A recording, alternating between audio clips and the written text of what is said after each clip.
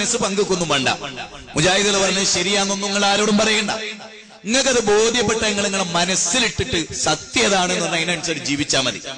Membership പോലും എടുക്കാൻ ഞങ്ങളോട് ഞങ്ങൾ പറയില്ല. മറിച്ച് നമ്മളിതൊരു ഗൗരവമായിട്ട് ആലോചിക്കാൻ. ഇപ്പൊ നബി സല്ലല്ലാഹു അലൈഹി വസല്ലം മക്കയിൽ വന്നപ്പോ നബി അവിടെ ജനങ്ങൾക്ക് ബുർദ ഓതി കൊടുത്തതല്ല, അവരെ നന്നാക്കിയത് അങ്ങനെയല്ല. ബുർദ എന്ന് പറഞ്ഞാൽ ബുർദ പിന്നെ ഉണ്ടായതാണ്. അപ്പൊ നബി അന്ന് ഓതുവോ എന്ന് നിങ്ങൾ ചോദിക്കും. ഞാൻ പറഞ്ഞതിന്റെ പൊരുൾ നിങ്ങൾക്ക് മനസ്സിലായോ? ഏതെങ്കിലും ഒരു കവിയുടെ കാവ്യവുമായി നടക്കില്ല റസൂൽ മുസ്ലിം സമുദായത്തിൽ.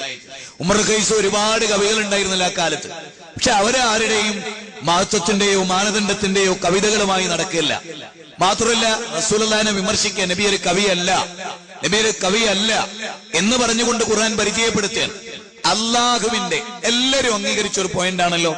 പണ്ഡിറ്റ് ജവഹർലാൽ നെഹ്റു പോലും ഒരു മുസ്ലിം അല്ലല്ലോ, ഈശ്വര വിശ്വാസി പോലും ആയിരുന്നില്ല പണ്ഡിറ്റ് ജവഹർലാൽ നെഹ്റു. യഥാർത്ഥത്തിൽ അതാണ്. സൂക്ഷ്മ പരിശോധിച്ചാൽ കാണാം.